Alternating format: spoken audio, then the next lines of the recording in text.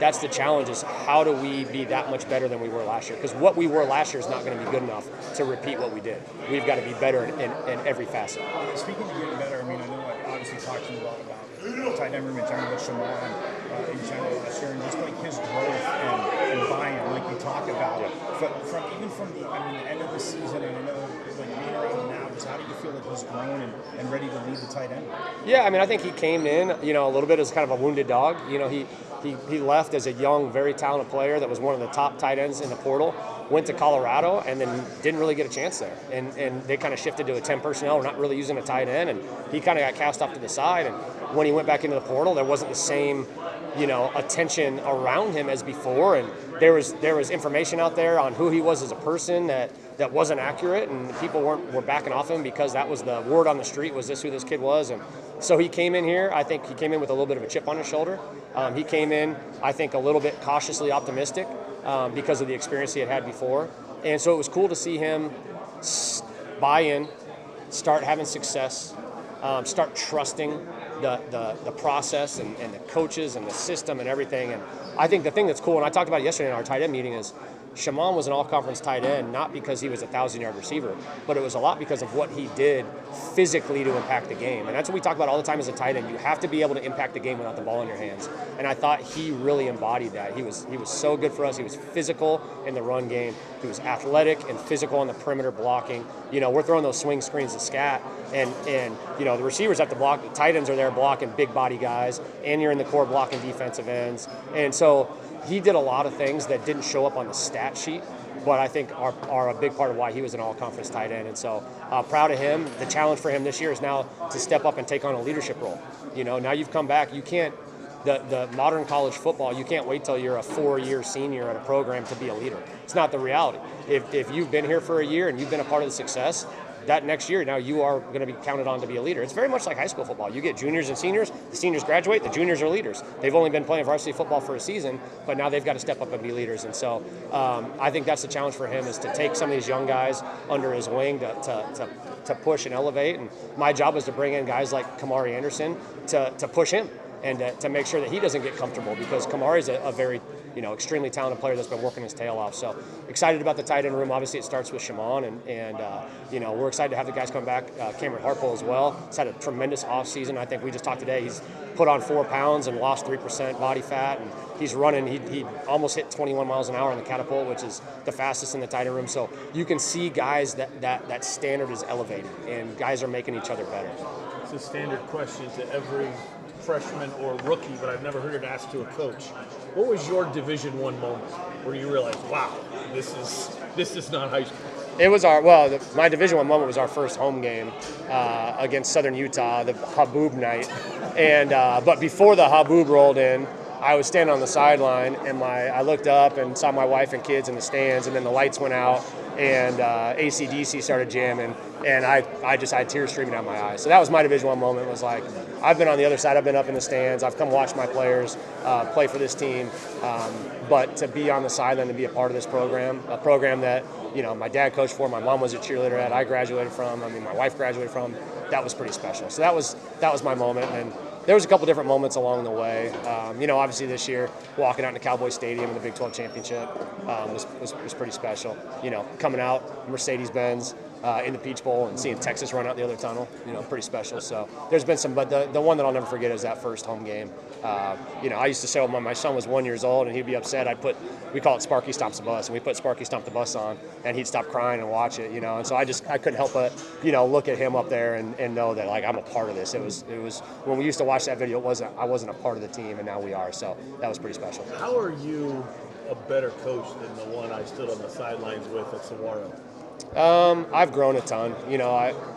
I've been surrounded by coaches with tremendous experience from all over the country, different levels. And I think I'm glad I got this opportunity when I did, because I think maybe earlier in my career, I don't know if I would have been humble enough to come in and just be a sponge. And I think that's the best thing for me, is I got to a point in my career where I knew I had a lot to learn, and I knew that where I was I wasn't being challenged at that level. And I had some great coaches on my staff, but so to get into this environment, to be around guys that have been in college football for a long time, guys that have been in the NFL, guys that have coached elite players, and come in and bring the experience I had and the things that made me successful, that's always going to be my foundation. But I knew that I could grow and develop as a coach. And so that was one of the biggest things that I was attracted to the opportunity to make the jump to the Division I level, was because I knew that I was just scratching the surface on, who I could be as a coach. And I knew the only way I could get to where I want to be is to surround myself with people that are better than me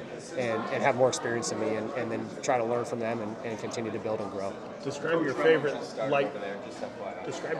light bulb moment when you know a kid that wasn't getting it gets it, and the great feeling the coach has when that happens. Shimon came in last spring or early summer workouts, and I was watching from my office, which I don't know if is legal or not, but I was watching it. I think you can watch. I looked out the window, and they were doing like basic agility drills, and he looked like he had 2 left feet. And I was like, oh man, like what did we get here? I did not look coordinated.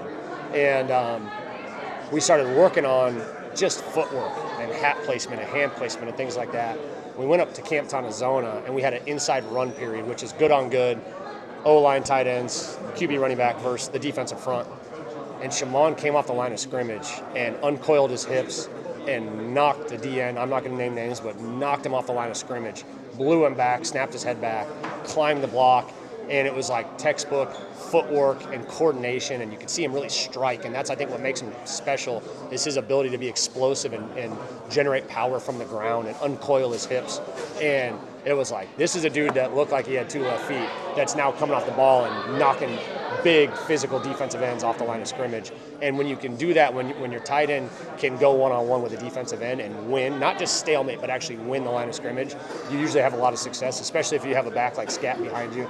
And so that was the light bulb of like, all right, Shimon's listening to the stuff we're talking about. He's using his technique, and he can see it pay off. And that Camp T, fall camp, was, I really think, his coming out party. He had the big one-handed catch that everybody talked about, but for me, it was more what he was doing at the line of scrimmage coming off the ball, and how he was striking and finishing was like, this guy can play for us. Because if you can do that and you can make one-handed catches in the corner of the end zone, you can be an every down tight end.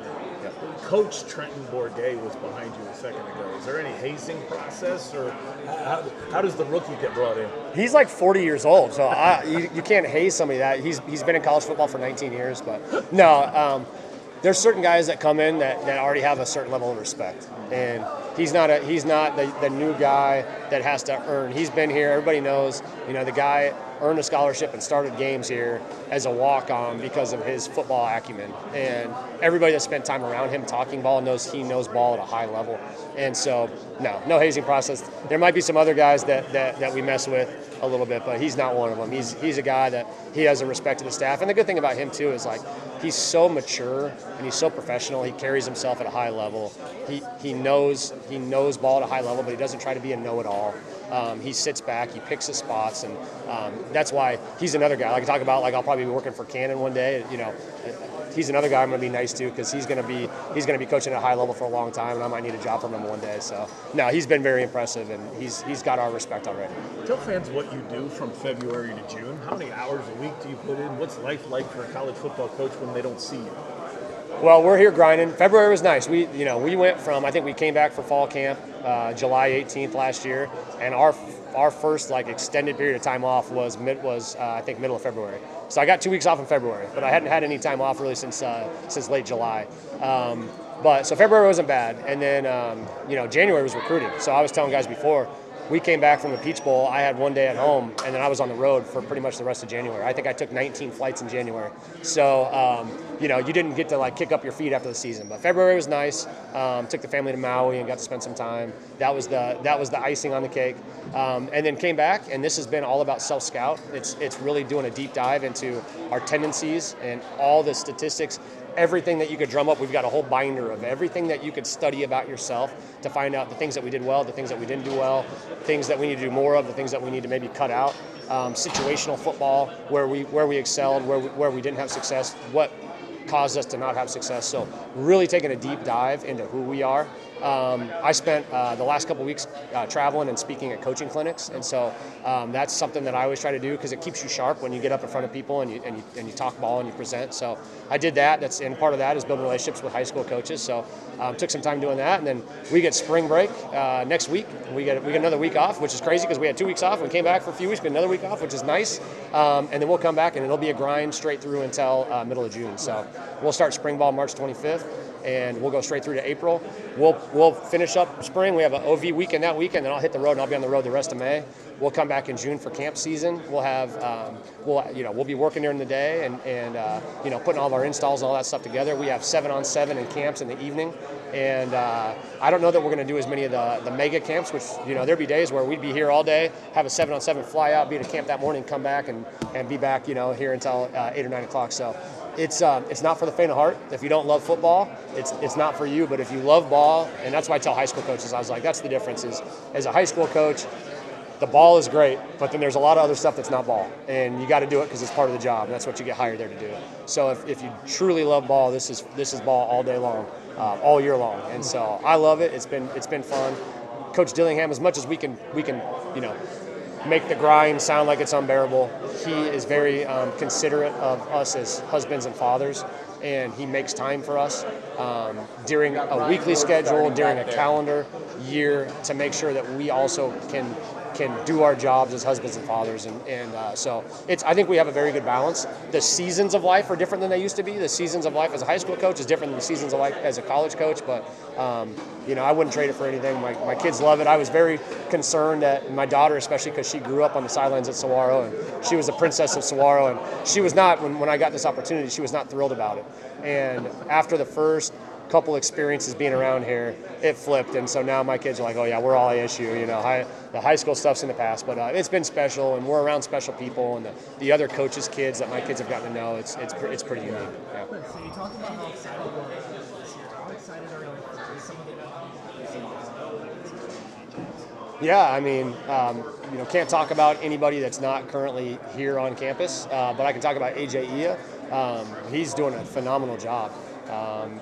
The thing that you find out about guys, you find out who loves football. Those are the guys that put in extra work. And AJ was here last night. The players were done. They were free to go home, and he came back in. He was watching film, studying the install that we did today in the player run practice. Then after that, he went in, sat in the quarterback meeting to learn more, and then he went out with some of the young quarterbacks and receivers and walked through the script today, so he was prepared to be successful this morning. And that's the guys that are successful at this level are the guys that are willing to invest the time on their own into the details. And so far, I can't say enough good things about him. Obviously, he's a man child. When you see him out there, he doesn't look like he should still be a senior in high school. Like, he should be in fourth period right now. And he's in a college weight room, and he's in a college practice field, and he's holding his own. So I told him last night, man, if you continue to prepare and attack and be a master of your craft the way you're doing it so far, you have a chance to be special. So you just can't ever get complacent, can't ever feel like you're good enough. It's the same way. Guys that play on Sundays, those guys that I know that play for me that are playing the NFL right now, it's being a professional. It's showing up every day, and it's doing whatever you can to have an edge, to put yourself in position to be successful. So far, he's done a great job of that. We're really excited about him.